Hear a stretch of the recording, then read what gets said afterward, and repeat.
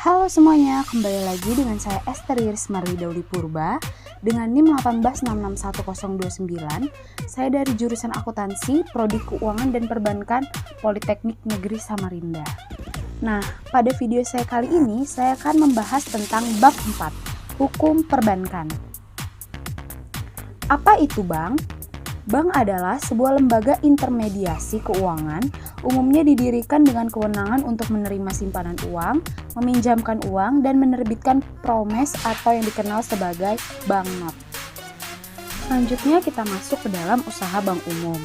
Kegiatan usaha bank umum menurut UU Nomor 10 Tahun 1998 Pasal 6 antara lain sebagai berikut.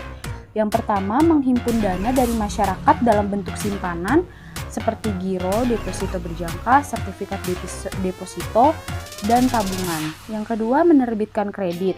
Yang ketiga, menerbitkan surat pengakuan hutang. Yang keempat, membeli, menjual, atau menjamin atas resiko sendiri maupun untuk kepentingan atas perintah nasabahnya surat-surat berharga, SBI, obligasi, saham, dan lain-lain.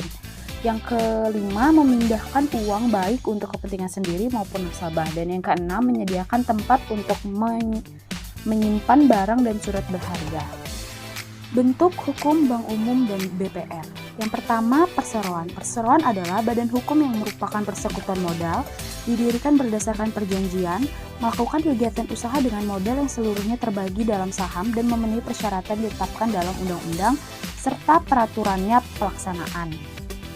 Selanjutnya ada koperasi. Koperasi adalah sebuah organisasi ekonomi yang dimiliki dan dioperasikan oleh orang-orang demi kepentingan bersama. Yang terakhir ada perusahaan daerah. Perusahaan yang modalnya untuk seluruhnya terdiri dari kekayaan daerah yang dipisahkan. Hal ini berarti bahwa perusahaan daerah termaksud sepenuhnya dikuasai oleh pemerintah daerah.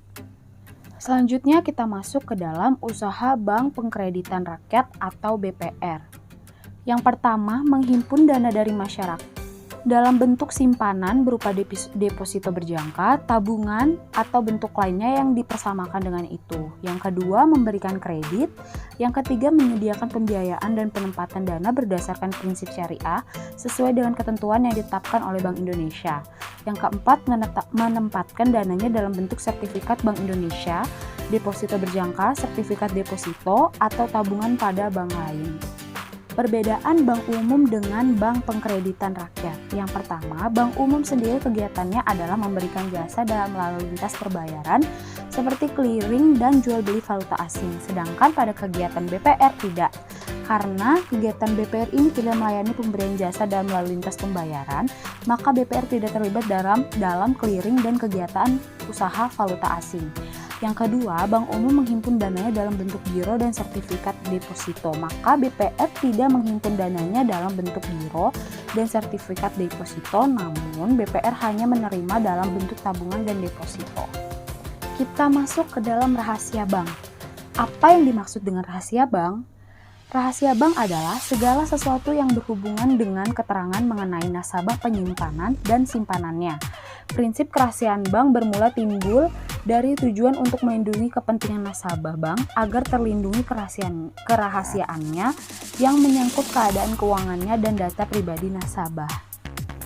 Pengecualian rahasia bank. Pengecualian rahasia bank ialah untuk kepentingan perpajakan, untuk kepentingan penyelesaian piutang bank, untuk kepentingan peradilan pidana, untuk kepentingan tukar-menukar informasi antar bank, dan untuk kepentingan nasabah dan penyelesaian kewarisan. Sanksi hukum terhadap pelanggar rahasia bank. Yang pertama, ancaman hukum minimal di samping ancaman maksimal.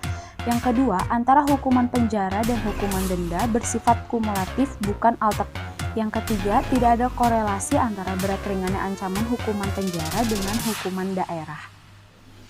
Sekian penjelasan singkat dari saya. Kiranya video saya ini dapat bermanfaat bagi teman-teman semua yang menonton. Saya memohon maaf jika sepanjang video ini banyak kesalahan yang saya lakukan baik dalam bahasa maupun penyampaian materi. Sekian dan terima kasih.